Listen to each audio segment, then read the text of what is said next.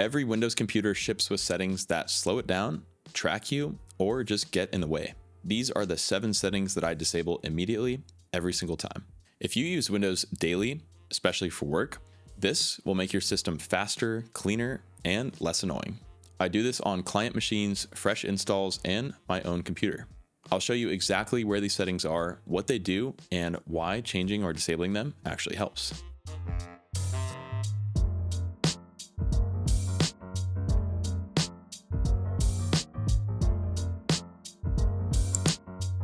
All right, guys, so the very first thing we're going to cover, and this is a pretty common tip, this is to disable startup apps. So when you have a lot of startup apps running, especially ones that you don't need, it's going to cause unnecessary lag to your system because it's allocating resources to that instead of just to your system in general. We can access this by going to our settings, which we can quickly go to by hitting Windows key together with I. From our settings, let's go to apps. And then from our apps, we have a section called startup. Now, as we can see, apps can be configured to start when you log in. In most cases, apps will start minimized or may only start a background task. That's an important piece of information because if it's a background task that we don't need, it could be negatively affecting our performance. The recommendation is to go down the list, and if you aren't sure what the application is, I would probably look it up. So for example, here I have Monitorian. This is allowed to run in the background right now. Now, I'm not exactly sure what that is, and so I'm just going to go into Google. What is Monitorian startup app Windows 11? So let's see what it is.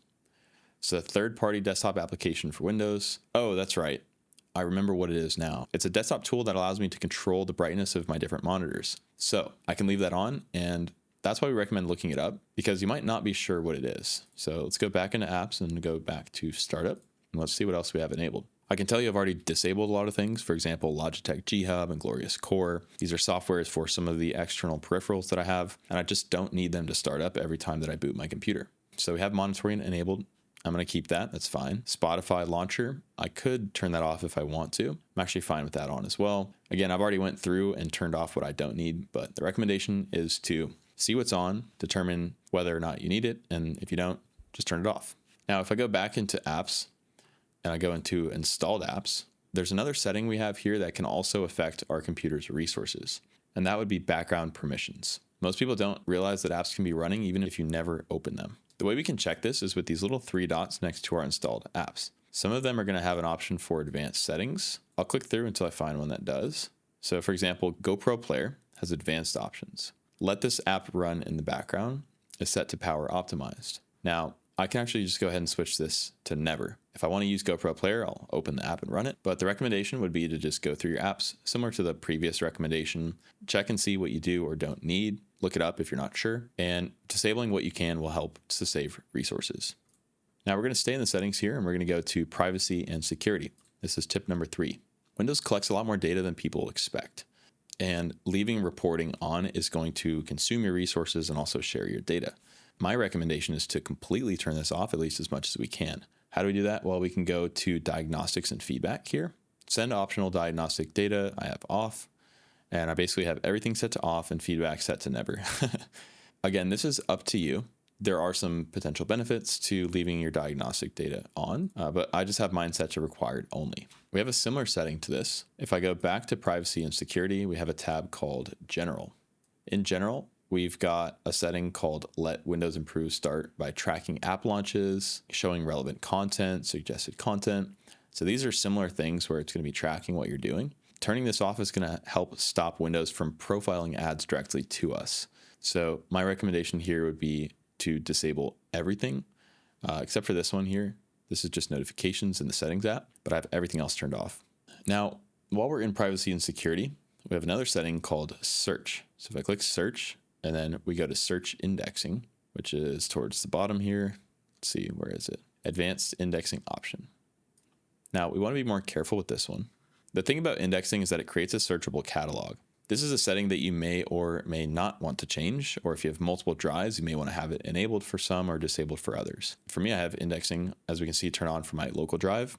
I don't want to change this because indexing allows you to basically instantly search. It prevents Windows from having to search your entire drive each time you search for something.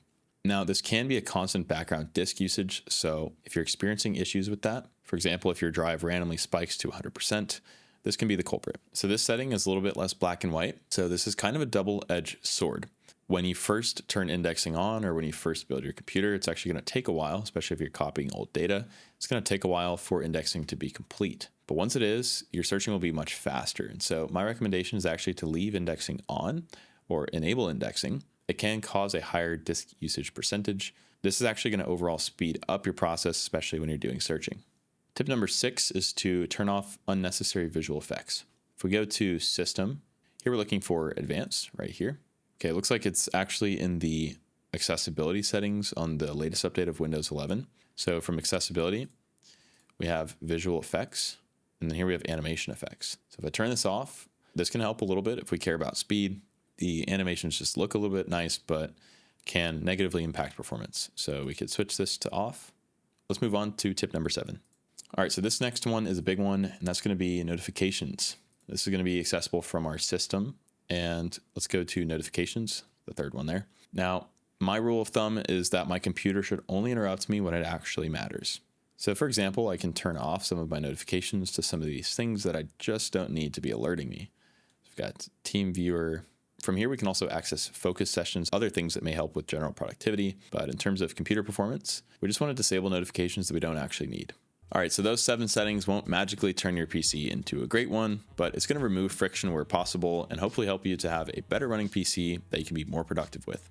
All right, guys, so that's going to do it for today's video. If you have any questions about anything we covered, feel free to drop those in the comments below, and we'll get back with you as soon as we can. If you're interested in purchasing Microsoft Office, Windows 10, Windows 11, Windows Server, or a wide variety of other Microsoft software at a great price, be sure to check out Indigo software. We'll put all the links down below. As our channel continues to grow, we're constantly looking for new video topic ideas. If you have any ideas, we'd love to know what those are. Most viewer commented video requests get made into actual videos on our channel. Lastly, a like and subscribe would be greatly appreciated as it helps to support the channel. Thanks again for watching. We'll see you guys next time.